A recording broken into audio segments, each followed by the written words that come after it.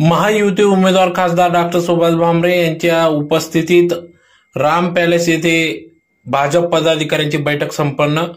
याबाबत वृत्त असे की आज दिनांक 22 मे 2024 रोजी सायंकाळी 5:30 वाजता महायुतीचे उमेदवार खासदार डॉक्टर सुभाष भामरे यांच्या उपस्थितीत जिल्हा कार्यकारिणी, प्रदेश सदस्य, आघाडी मोर्चा प्रमुख, कार्यकारिणी, मंडळ अध्यक्ष, कार्यकारिणी, त्याचबरोबर लोकप्रतिनिधी, सर्व पदाधिकारी, कार्यकर्ते यांच्या उपस्थितीत एक बैठक या ठिकाणी संपन्न झाली। या बैठकीत या ठिकाणी खासदार डॉक्टर सुभाष भामरे महायुती भाजपा उमेदवार यांच्यासाठी ज्या सर्व पदाधिकाऱ्यांनी सहकार्य केले त्यांचे आभार या ठिकाणी व्यक्त करण्यात आले।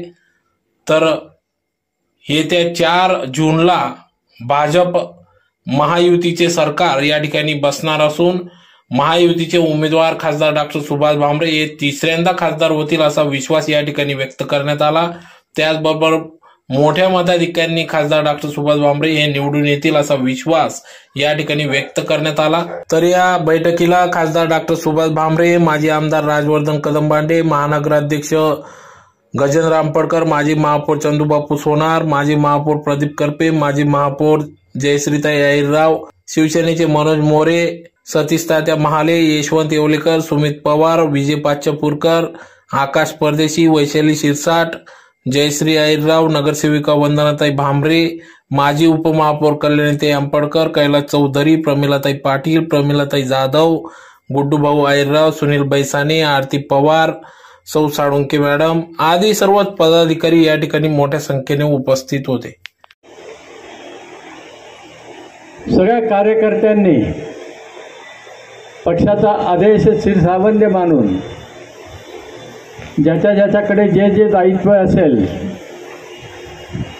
2 महिन्यापासून घरदार विसरून आपण पक्षासाठी योगदान दिलंय। ही निवडणूक सुभाष भामरेची तर मुळीच नाही, महायुतीच्या माध्यमातून नॅशनल डेमोक्रेटिक अलायन्स NDAच्या माध्यमातून आपण सगळ्यांनी संकल्प केलेला आहे की 2024ला मोदी साहेबांना पुन्हा प्रधानमंत्री करायचं आणि 543 जागांवर मोदी साहेबच उमेदवार आहेत आणि त्यांना प्रधानमंत्री करण्यासाठी आपण स्वतःला तनमन धनाने गेल्या 2 महिन्यापासून राबत आहात। मला वाटतं NDAचे जेवढे उमेदवार असतील ते अतिशय नशीबवान आहेत की त्यांच्या प्रचारासाठी, मोदी साहेबांच्या प्रचारासाठी हे जे समोर बसलेले खऱ्या अर्थाने आपण हिरो आहेत। आपल्या कार्याला सलाम। आपले ऋण कधीही फेडू शकत नाही। 4 जूनला जो निकाल लागेल, तुमच्यासारखे समर्पित भावनेने काम करणारे कार्यकर्ते ज्या पक्षात असतील त्या पक्षाचा कधीही पराभव होऊ शकत नाही आणि म्हणून मोदी साहेब पुन्हा प्रधानमंत्री होणार ही काळ्या दगडावरची पांढरी रेष आहे। पण वैयक्तिक मी हेच सांगेन, त्यांचे हे ऋण आयुष्यात कधी फेडू शकणार नाही। एकच शब्द देतो, निवडून आल्यानंतर, कारण आपण इतकी मेहनत केली आहे त्याच्यामुळे भारतीय जनता पक्षाला आणि महायुतीला पराभव हा शब्द माहिती नसणार।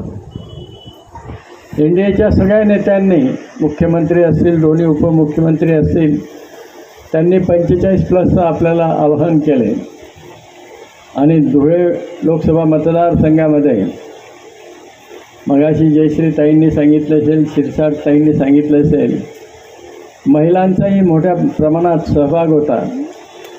आपण सगळेजण स्वतःचे कामं विसरलेत, घरदार विसरलेत आणि सातत्याने 2 महिन्यापासून राबत राहिलात। आम्ही व्यासपीठावरचे आणि मी स्वतः आपण कधीही हाक मारा, आपल्या हाकेला ओ देणार नाही, आपल्यासाठी उभा राहणार नाही, हजर राहणार, एवढं निश्चित शब्द देतो। आपले आभार कोणत्या शब्दात मानावे त्याच्यासाठी शब्द अपुरे पडत आहेत। मी आपला आयुष्यभर ऋणी राहील। पक्षासाठी जे योगदान दिलं पक्ष कधीही विसरणार नाही, आपले नेतेही कधी विसरणार नाही आणि निश्चितच या कार्याचा चांगला गोड शेवट होईल.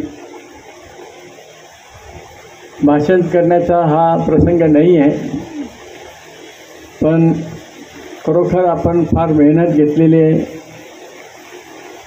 आणि फार जास्त न बोलता तुमच्या ऋणात राहून भविष्यात यशवंत येवलेकरांनी काही अपेक्षा केल्या आहेत त्याला